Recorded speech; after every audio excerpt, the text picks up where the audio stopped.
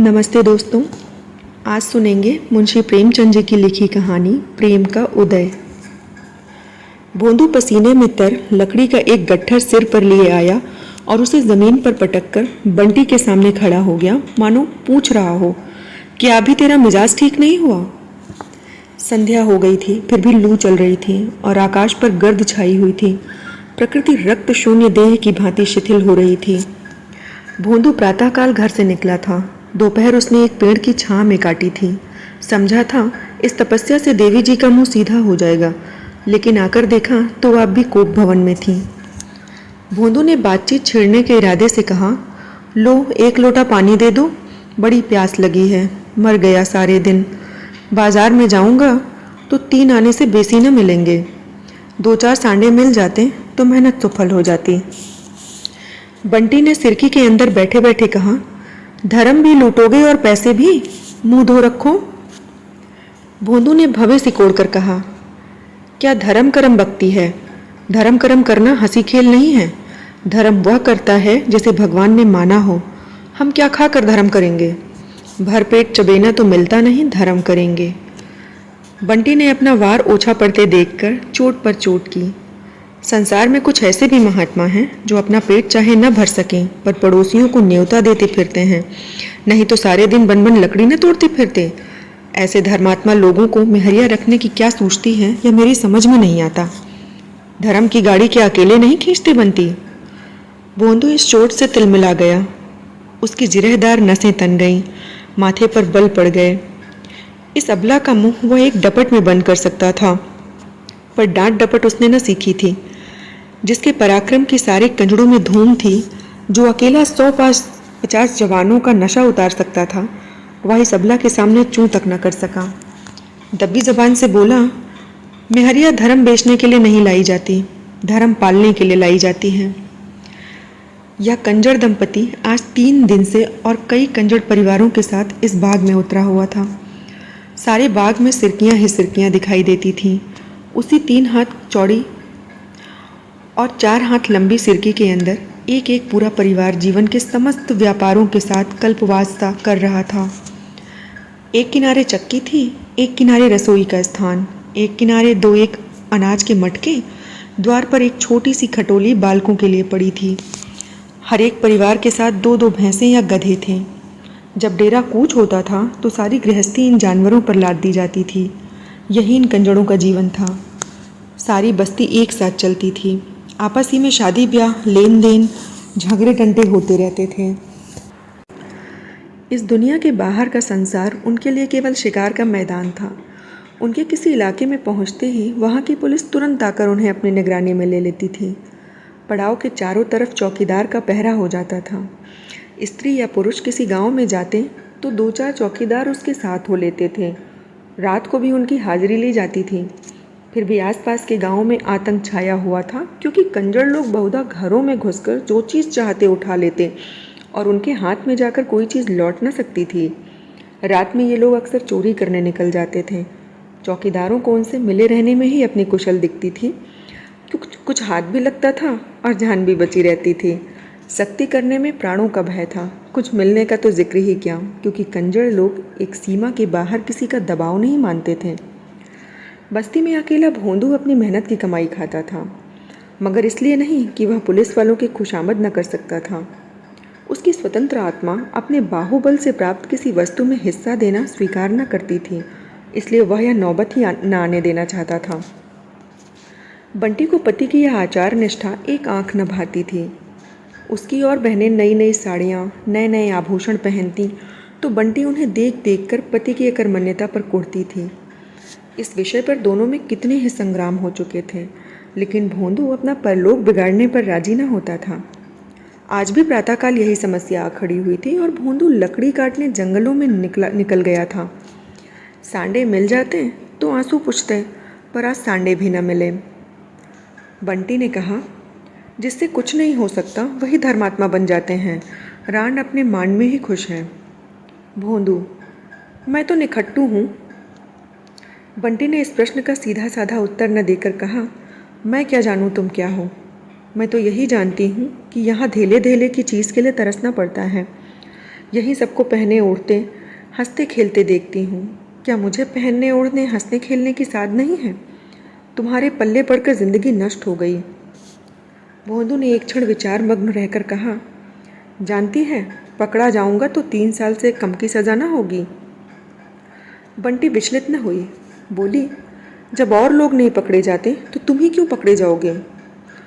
और लोग पुलिस को मिला लेते हैं, थानेदार के पांव सहलाते हैं, चौकीदार की खुशामद करते हैं। तू चाहती है मैं भी औरों की तरह सबकी चिरौरी करता फिरूं? बंटी ने अपना हट न छोड़ा। मैं तुम्हारे साथ सती होने नहीं आई। तुम्हारे छुरी गड़ासे को कोई कहाँ तक डरे? जानवर को भी जब घास भूसा नहीं मिलता तो पगहा तोड़ाकर किसी के खेत में बैठ जाता है। मैं तो आदमी हूँ।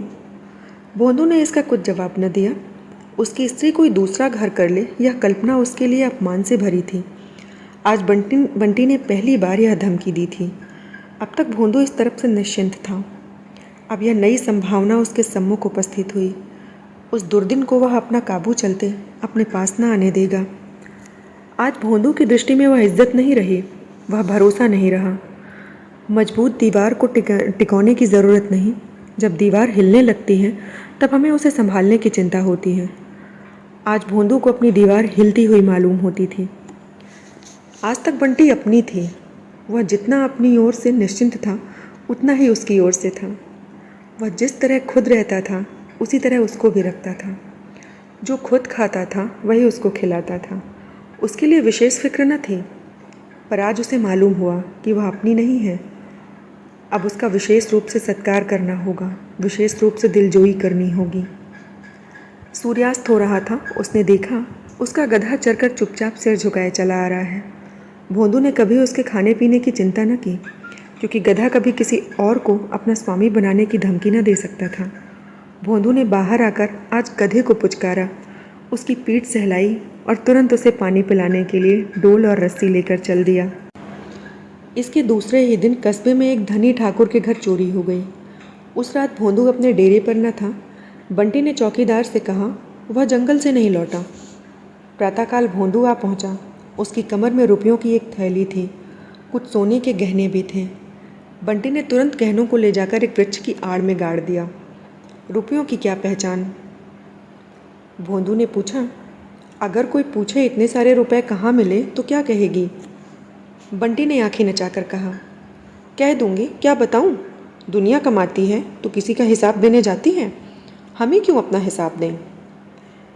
भोंदू ने संदिग्ध भाव से गर्दन हिलाकर कहा, यह कहने से गला ना छूटेगा बंटी। तू कह देना मैं 3-4 मास से 2-2, 4-4 रुपए महीना जमा करती आई हूँ, हमारा खर्च ही कौन लंबा है। दोनों ने मिल बैठकर बहुत से जवाब सोच निकाले। जड़ी बूटियाँ बेचते हैं, एक एक जड़ी के लिए मुट्ठी मुट्ठी भर रुपए मिल जाते हैं। खास सांडे जानवरों की खालें, नख और चर्बी सभी बेचते हैं। इस ओर से निश्चिंत होकर दोनों बाजार चले। बंटी ने अपने लिए तरह तरह के कपड़े, चूड़ियाँ, टिकुलियाँ, बुंदे, सिंदूर, पान, तंबाकू, तेल और मिठाई ली। फिर दोनों जने शराब की दुकान गए, खूब शराब पी। फिर 2 बोतल शराब रात के लिए लेकर दोनों घूमते घामते गाते बजाते बड़ी रात गए डेरे पर लौटे। बंटी के पाँव आज ज़मीन पर न पड़ते थे। आते ही बन ठन कर पड़ोसियों को अपनी छवि दिखाने लगी। जब वह लौटकर अपने घर आई और भोजन पकाने लगी तब पड़ोसियों ने टिप्पणियाँ शुरू की। कहीं गहरा हाथ मारा है, बड़ा धर्मात्मा बना फिरता था, बगला भगत है। बंटी तो आज जैसे हवा में उड़ रही है। आज भंदुआ की कितनी खातिर हो रही है, नहीं तो कभी एक लुटिया पानी देने भी न उठती थी। रात को भोंदू को देवी की याद आई। आज तक कभी उसने देवी की वेदी पर बकरे का बलिदान न किया था। पुलिस को मिलाने में ज़्यादा खर्च था, कुछ आत्मसम्मान भी खोना पड़ता। देवी जी केवल एक बकरे में राज़ी हो जाती हैं। हाँ, उससे एक गलती ज़रूर हुई थी। उसकी बिरादरी के और लोग साधारणतया कार्य सिद्धि से पहले ही बलिदान किया करते थे। भोंदू ने यह खतरा न लिया। जब तक माल हाथ न आ जाए उसके भरोसे पर देवी देवताओं को खिलाना उसकी व्यावसायिक बुद्धि को न जचा। वो औरों से अपने कृत्य को गुप्त रखना भी चाहता था, इसलिए किसी को सूचना भी न दी, यहाँ तक कि बंटी से भी न कहा। बंटी तो भोजन बना रही थी, वह बकरे की तलाश में घर से निकल पड़ा। बंटी ने पूछा, अब भोजन करने के जून कहाँ चले? अभी आता हूँ। मत जाओ, मुझे डर लगता है। भोंदू स्नेह के नवीन प्रकाश से खिलकर बोला, मुझे देर न लगेगी, तू यह गणासा अपने पास रख ले। उसने गणासा निकालकर बंटी के पास रख दिया और निकला। बकरे की समस्या बेढप थी। रात को बकरा कहाँ से लाता? इस समस्या को भी उसने एक नए ढंग से हल किया। पास की बस्ती में गडरिये के पास कई बकरे पले थे। उसने सोचा वहीं से एक बकरा उठा लाऊं। देवी जी को अपने बलिदान से मतलब है, या इससे कि बकरा कैसे आया और कहाँ से आया। मगर बस्ती के समीप पहुंचा था कि पुलिस के 4 चौकीदारों ने उसे गिरफ्तार कर लिया और मुश्के बांधकर थाने ले चले। बंटी भोजन पकाकर अपना बनाव श्रृंगार करने लगी। आज उसे अपना जीवन सफल जान पड़ता था। आनंद से खिली जाती थी। आज जीवन में पहली बार उसके सिर में सुगंधित तेल पड़ा था। आईना उसके पास एक पुराना अंधा सा पड़ा हुआ था। आज वह नया आईना लाई थी। उसके सामने बैठकर उसने अपने केस संवारे, मुंह पर उपटन मला। साबुन लाना भूल गई थी। साहब लोग साबुन लगाने से ही तो इतने गोरे हो जाते हैं। साबुन होता तो उसका रंग कुछ और तो निखर जाता। कल वह अवश्य साबुन की नई बट्टियाँ लाएगी और रोज़ लगाएगी। केश गूंथकर उसने माथे पर अलसी का लुआब लगाया, जिससे बाल न बिखरने पाएँ। फिर पान लगाए। चूना ज़्यादा हो गया था, गलफड़ों में छाले पड़ गए, लेकिन उसने समझा शायद पान खाने का यही मज़ा है। आखिर कड़वी मिर्च भी तो लोग मज़े से खाते हैं। गुलाबी साड़ी पहन और फूलों का गजरा गले में डालकर उसने आईने में अपनी सूरत देखी तो उसके आबनूसी रंग पर लाली दौड़ गई। आप ही आप लज्जा से उसकी आंखें झुक गईं। दरिद्रता की आग से नारीत्व भी भस्म हो जाता है। नारीत्व की लज्जा का क्या जिक्र। मैले कुचैले कपड़े पहनकर लजाना ऐसा ही है जैसे कोई चबैने में सुगंध लगाकर खाए। इस तरह सच कर बंटी भोंदू की राह देखने लगी। जब अब भी वह न आया तो उसका जी झुंझलाने लगा। रोज़ तो सांझ ही द्वार पर पड़े रहते थे, आज न जाने कहाँ जाकर बैठ रहे। शिकारी अपनी बंदूक भर लेने के बाद इसके सिवा और क्या चाहता है कि शिकार सामने आए। बंटी के सूखे हृदय में आज पानी पड़ते ही उसका नारीत्व अंकुरित हो गया। झुंझलाहट के साथ चिंता भी होने लगी। उसने बाहर निकलकर कई बार पुकारा। उसके कंठ स्वर में इतना अनुराग कभी न था। उसे कई बार भान हुआ कि भोंदू आ रहा है। वह हर बार सिरकी के अंदर दौड़ आती और आईने में सूरत देखती कि कुछ बिगड़ न गया हो। ऐसी धड़कन, ऐसी उलझन उसकी अनुभूति से बाहर थी। बंटी सारी रात भोंदू के इंतज़ार में उद्विग्न रही। ज्यों-ज्यों रात बीतती थी उसकी शंका तीव्र होती जाती थी। आज ही उसके वास्तविक जीवन का आरंभ हुआ था और आज ही यह हाल। प्रातःकाल वह उठी तो अभी कुछ अंधेरा ही था। इस रत जगह से उसका चित्त खिन्न और सारी देह अलसाई हुई थी। रह रह कर भीतर से एक लहर सी उठती थी, आंखें भर भर आती थीं।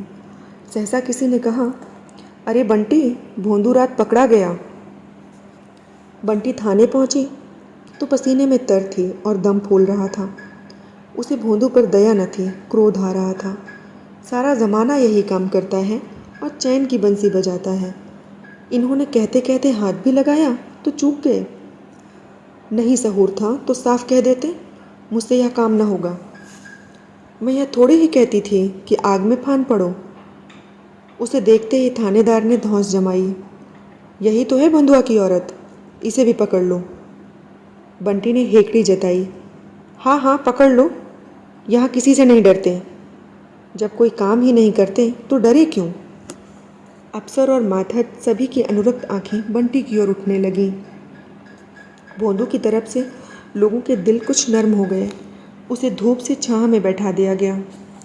उसके दोनों हाथ पीछे बंधे हुए थे और धूल धूसरित काली देह पर भी जूतों और कोड़ों की रक्तमय मार साफ नजर आ रही थी।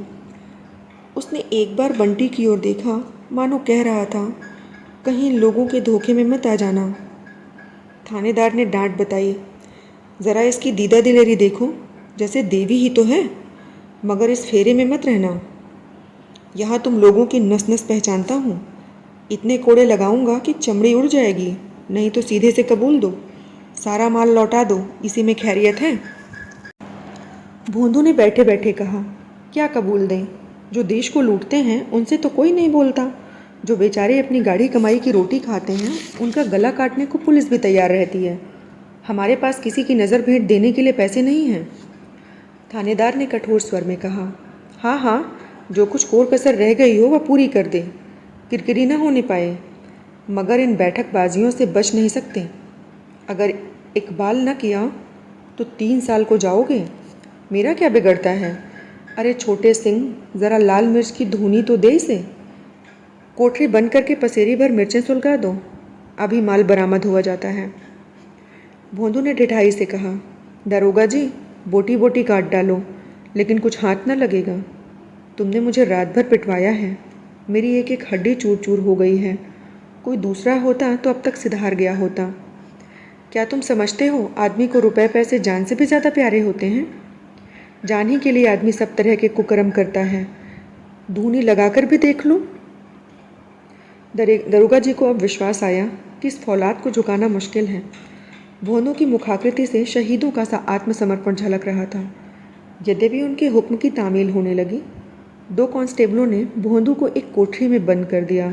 2 आदमी मिर्चें लाने दौड़े, लेकिन दारोगा की युद्ध नीति बदल गई थी। बंटी का हृदय छोप से फटा जाता था। वह जानती थी चोरी करके इकबाल कर लेना कंजर जाति की नीति में महान लज्जा की बात है, लेकिन क्या यह सचमुच मिर्च की धुनी सुलगा देंगे? इतना कठोर है इनका हृदय।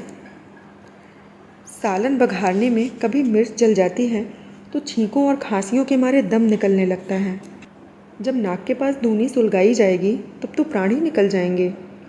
उसने जान पर खेल कर कहा। दरोगा जी, तुम समझते होगे कि इन गरीबों की पीठ पर कोई नहीं है, लेकिन मैं कह देती हूँ, हाकिम से रत्ती रत्ती हाल कह दूंगी। भला चाहते हो तो उसे छोड़ दो, नहीं तो इसका फल बुरा होगा। थानेदार ने मुस्कुरा कर कहा। तुझे क्या, वह मर जाएगा, किसी और के नीचे बैठ जाना। जो कुछ जमा जथा लाया होगा वह तो तेरे ही हाथ में होगा। क्यों नहीं इकबाल करके उसे छुड़ा लेती? मैं वादा करता हूँ मुकदमा न चलाऊँगा। सब माल लौटा दे। तूने ही उसे मंत्र दिया होगा। गुलाबी साड़ी और पान और खुशबूदार तेल के लिए तू ही ललच रही होगी। उसकी इतनी सांसत हो रही है और तू खड़ी देख रही है। शायद बंटी की अंतरात्मा को यह विश्वास न था कि ये लोग इतने अमानुषी अत्याचार कर सकते हैं, लेकिन जब सचमुच धुनी सुलगा दी गई, मिर्च की तीखी जहरीली झार फैली और भोंदू के खांसने की आवाज़ें कानों में आईं, तो उसकी आत्मा कातर हो उठी। उसका वह दुस्साहस छूटे रंग की भांति उड़ गया। उसने दारोगा जी के पांव पकड़ लिए और दीन भाव से बोली, मालिक, मुझ पर दया करो, मैं सब कुछ दे दूंगी। भोंदू ने सशंक होकर पूछा, धुनी क्यों हटाते हो? एक चौकीदार ने कहा, तेरी औरत ने इकबाल कर लिया। भोंदू की नाक, आँख, मुंह से पानी जारी था, सिर चक्कर खा रहा था, गले की आवाज़ बंद सी हो गई थी, पर वह वाक्य सुनते ही वह सचेत हो गया। उसकी दोनों मुट्ठियाँ बंध गईं। बोला, क्या कहा? कहा क्या? चोरी खुल गई। दरोगा जी माल बरामद करने गए हुए हैं। पहले ही इकबाल कर लिया होता तो क्यों इतनी सांसत होती? भोंदू ने गरज कर कहा, वह झूठ बोलती है। वहाँ माल बरामद हो गया, तुम अपनी ही गा रहे हो। परंपरा की मर्यादा अपने हाथों से भंग होने की लज्जा से भोंदू का मस्तक झुक गया। इस घोर अपमान के बाद अब उसे अपना जीवन दया और घृणा और तिरस्कार, इन सभी दशाओं से निषिद्ध जान पड़ता था। वह अपने समाज में पतित हो गया था। सहसा बंटी आकर खड़ी हो गई और कुछ कहना चाहती थी कि भोंदू की रौद्र मुद्रा देखकर उसकी ज़बान बंद हो गई।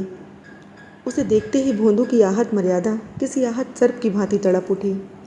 उसने बंटी को अंगारों से तपती हुई लाल आंखों से देखा। उन आंखों में हिंसा की आग जल रही थी। बंटी सिर से पांव तक कांप उठी। वह उल्टे पांव वहाँ से भागी।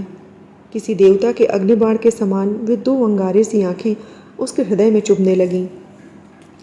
थाने से निकलकर बंटी ने सोचा, अब कहाँ जाऊँ? भोंदू उसके साथ होता तो वह पड़ोसियों के तिरस्कार को सह लेती। इस दशा में उसके लिए अपने घर जाना असंभव था। वे दोनों अंगारे सी आंखें उसके हृदय में चुभी जाती थीं, लेकिन कल की सौभाग्य विभूतियों का मोह उसे डेरे की ओर खींचे ले जाता था। शराब की बोतल अब भी भरी पड़ी थी। फुलौड़ियाँ छींके पर हांडी में धरी थीं।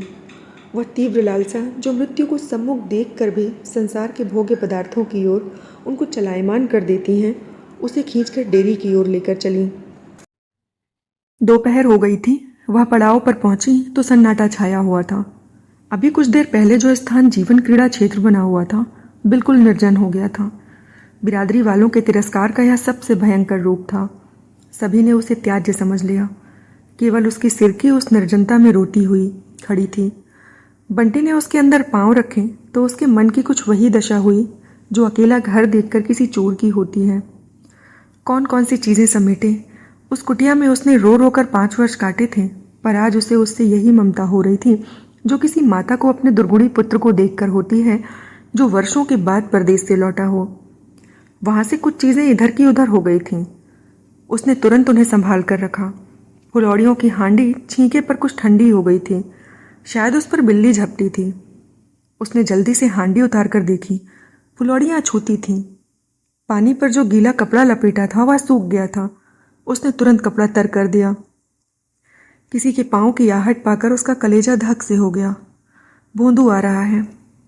उसकी वह दोनों अंगारे सी आंखें, उसके रोंगटे खड़े हो गए। भोंदू के क्रोध का उसको 2-1 बार अनुभव हो चुका था, लेकिन उसने दिल को मजबूत किया। क्यों मारेगा? कुछ कहेगा, कुछ पूछेगा, कुछ सवाल जवाब करेगा कि यूं ही गड़ासा चला देगा? उसने उसके साथ कोई बुराई नहीं की। आफत से उसकी जान बचाई। मरजात जान से प्यारी नहीं होती। भोंदू को होगी, उसे नहीं है। क्या इतनी सी बात के लिए वह उसकी जान ले लेगा? उसने सिरकी के द्वार से झांका। भोंदू न था, केवल उसका गधा चला आ रहा था। बंटी आज उस अभागे से गधे को देखकर ऐसी प्रसन्न हुई मानो अपना भाई नहर से बतासों की पोटली लिए थका मांदा चला आता हो। उसने जाकर उसकी गर्दन सहलाई और उसके थूथन को अपने मुंह से लगा लिया। वह उसे फूटी आंखों न भाता था, पर आज उससे उसे इतनी आत्मीयता हो गई थी। वह दोनों अंगारे सी आंखें उसे घूर रही थी। वह सिहर उठी। फिर उसने सोचा, क्या किसी तरह न छोड़ेगा? वह रोती हुई उसके पैरों पर गिर पड़ेगी। क्या तब भी न छोड़ेगा? इन आंखों की वह कितनी सराहना किया करता था। उनमें आंसू बहते देखकर भी उसे दया न आएगी। बंटी ने चुक्कड़ में शराब उड़ेल कर पी ली और छींके से फुलौड़ियां उतार कर खाईं। जब उसे मरना ही है तो साध क्यों रह जाए? वह दोनों अंगारे सी आंखें उसके सामने चमक रही थी। उसने दूसरा चुक्कड़ भरा और पी गई। जहरीला ठर्रा जिसे दोपहर की गर्मी ने और भी घातक बना दिया था। देखते देखते उसके मस्तिष्क को खौलाने लगा। बोतल आधी हो गई थी। उसने सोचा, भोंदू कहेगा तूने इतनी दारू क्यों पी? तो वह क्या कहेगी? कह देगी, हाँ पी, इसी के लिए तो यह सब कुछ हुआ है। वह एक बूंद भी न छोड़ेगी। जो होना हो। भोंदू उसे मार नहीं सकता, इतना निर्दयी नहीं है, इतना कायर नहीं है। उसने फिर चुक्कड़ भरा और पी गई। 5 वर्ष के वैवाहिक जीवन की अतीत स्मृतियां उसकी आंखों के सामने खिंच गईं। सैकड़ों ही बार दोनों में गृह युद्ध हुए थे। आज बंटी को हर बार अपनी ही ज्यादती मालूम हो रही थी। बेचारा जो कुछ भी कमाता है उसी के हाथ में रख देता है। अपने लिए कभी 1 पैसे की तंबाकू भी लेता है तो पैसे उसी से मांगता है। भोर से सांझ तक वन फिरा ही तो करता है। जो काम उससे नहीं होता वह कैसे करे? यकायक एक कांस्टेबल ने आकर कहा, अरे बंटी कहाँ है? चल देख, भुंदुआ का हाल बेहाल हो रहा है। अभी तक तो चुपचाप बैठा था, फिर न जाने क्या जी में आया कि एक पत्थर पर अपना सिर पटक दिया। खून बह रहा है। हम लोग दौड़कर पकड़ न लेते तो जान ही दे देता। 1 महीना बीत गया था। संध्या का समय था। काली काली घटाएं छाईं और मूसलाधार वर्षा हो रही थी। भोंदू की सिरकी अब भी उस निर्जन स्थान पर खड़ी थी। भोंदू खटोली पर पड़ा हुआ था। उसका चेहरा पीला पड़ गया था और देह जैसे सूख गई थी। वह सशंक आंखों से वर्षा की ओर देखता है। चाहता है उठकर बाहर देखूं, पर उठा नहीं जाता। बंटी सिर पर घास का एक बोझ लिए पानी में लथपथ आती दिखाई दी। वही गुलाबी साड़ी है, पर तार तार, किंतु उसका चेहरा प्रसन्न है। विषाद और ग्लानि के बदले आंखों से अनुराग टपक रहा है। गति में वह चपलता, अंगों में वह सजीवता है जो चित्त की शांति का चिन्ह है। भोंदू ने एक छीड़ स्वर में कहा, तू इतना भीग रही है, कहीं बीमार पड़ गई तो कोई योग 1 घूंट पानी देने वाला भी न रहेगा। मैं कहता हूं तू क्यों इतना मरती है? 2 गट्ठे तो बेच चुकी थी, तीसरा गट्ठा लाने का काम क्या था? यह हांडी में क्या लाई है? बंटी ने हांडी को छिपाते हुए कहा, कुछ तो नहीं। कैसी हांडी? भोंदू ने जोर लगाकर खटोली से उठा, अंचल के नीचे छिपी हुई हांडी खोल दी और उसके भीतर नजर डालकर बोला, अभी लाओ, नहीं तो मैं हांडी फोड़ दूंगा। बंटी ने धोती से पानी निचोड़ते हुए कहा, जरा आईने में सूरत देखो, घी दूध कुछ न मिलेगा तो कैसे उठोगे, कि सदा खाट सेने का ही विचार है। भोंदू ने खटोली पर लेटते हुए कहा, अपने लिए तो एक साड़ी नहीं लाई, कितना कह के हार गया, मेरे लिए घी और दूध सब चाहिए, मैं घी ना खाऊंगा। बंटी ने मुस्कुराकर कहा, इसीलिए तो घी खिलाती हूं कि तुम जल्दी से काम धंधा करने लगो और मेरे लिए साड़ी लाओ। भोंदू ने मुस्कुराकर कहा, तो आज जाकर कहीं सेंध मारूं? बंटी ने उसके गाल पर एक ठोकर देकर कहा, पहले मेरा गला काट देना, तब जाना। धन्यवाद।